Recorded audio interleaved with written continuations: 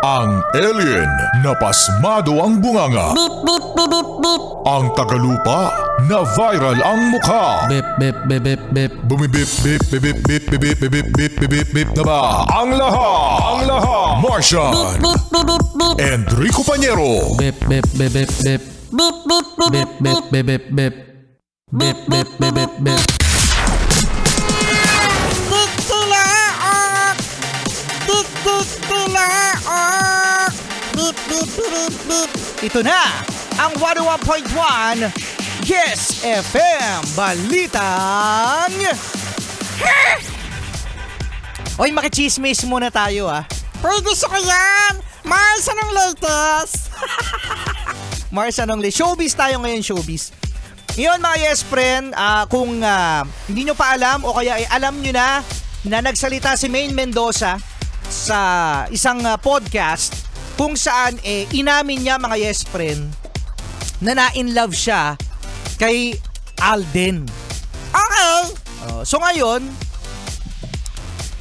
very vocal naman daw itong si Maine Mendoza na in love siya talaga kay Alden Richards, no? Aldab yan, Aldab. Uy, gusto ko yung Aldab. Oo, ako din, no? Na-hook din ako dyan sa Aldab.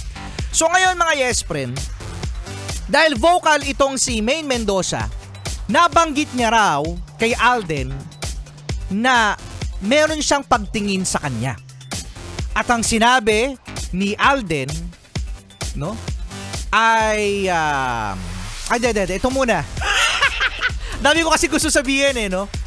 Nung sinabi yun ni Maine Mendoza kay Alden, at tinanong daw si Alden mga yes friend kung meron siyang nararamdaman tungkol sa kanya.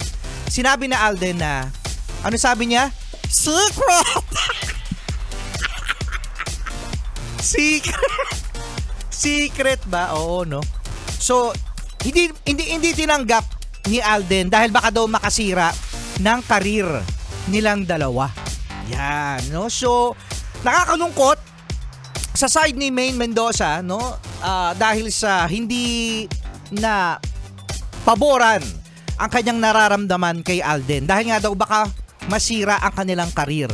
Pero hindi pa rin Di ba mas maano nga, mas kikiligin nga yung tao na, oh talaga sila na!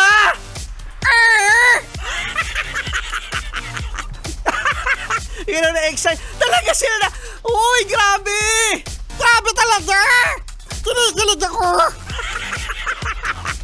Ganon no? So, ano yun, choice ni Alden na hindi maging sila ni Maine that time. At sa isang interview, nakita ko rin mga yes friend, sa interview ni Tito Boy Abunda, nabanggit naman ni Alden Richards na may pagtingin din siya kay Maine Mendoza. No way. Oo! So ngayon, hindi talaga sila nagtagpo. Ngayon, happy na si Maine Mendoza dahil meron na siyang asawa ngayon, no? Oo. Sabi ni Kuya Tolitz, Next song? multo. Hindi, sayang, hindi yun yung next song natin Hindi multo no? So, ayun mga yes friend, no? Alam nyo ba yung Aldab na yan, mga yes friend? Grabe, no? As in talagang tinututukan talaga ng lahat. Sabi nga ni Vice ganda naging threat talaga ang Aldab para maipasara sila dahil halos wala nang nanonood ng Showtime that time. Puro Itbulaga, puro Aldab. But ako hindi ako masyadong kiligin mga yes friend. Pero grabe, kinikilig talaga ako. Kinikilig talaga ako sa kanila that time. Di ba? Yung mga pabebe. God gave me you to show me what's real. Pag ganyan yung team song, hindi ako kikiligin. Na. Pag ikaw yung kumanta. So congratulations pa rin. Dahil sa ibang landas. Itong pinili ni Alden Richards sa ni Maine Mendoza. Again, mga yes friend, part na sila ng history. No, the highest rated segment of all time ang Aldab sa Itbulaga. So, ayun, kamusta yung Aldab? Ito pa, sige pa, maraming chismis to. Juicy to Hayaan mo yung kanta sa background. Diyan muna yan. Magkwentuhan muna tayo. Na. Kasi yung ibang mga fan, mga yes pre ng Aldab, iniisip na meron na silang anak. At yun ay si Raisa May.